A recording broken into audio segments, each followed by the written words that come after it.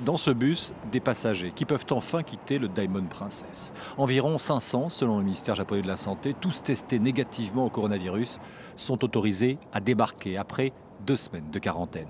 À bord, le nombre de personnes contaminées s'est multiplié. Un demi-millier de malades sur un total initial de quelques 3700 passagers et membres d'équipage, soit le foyer de contamination le plus important hors de Chine.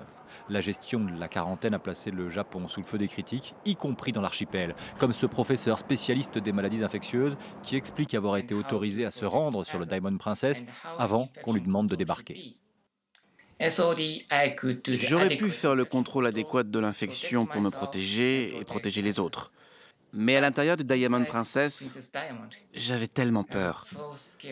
J'avais tellement peur d'attraper le virus parce qu'il n'y avait aucun moyen de savoir où il se trouvait. Personne ne faisait attention. Il n'y avait pas un seul professionnel du contrôle des infections à l'intérieur du navire. Les passagers de différentes nationalités ont vu la croisière de rêve tourner au cauchemar entre la peur de contracter un virus potentiellement mortel et un ennui sans fin, confiné dans une cabine pour certains sans fenêtre. Ce couple de retraités britanniques est devenu star au Royaume-Uni en postant régulièrement des vidéos décrivant la situation à bord et ironie de l'histoire, ils ont appris à être infectés alors que la période de quarantaine touche à sa fin. Si l'évacuation du navire débute officiellement, 300 Américains avaient pu être rapatriés en avion dès dimanche.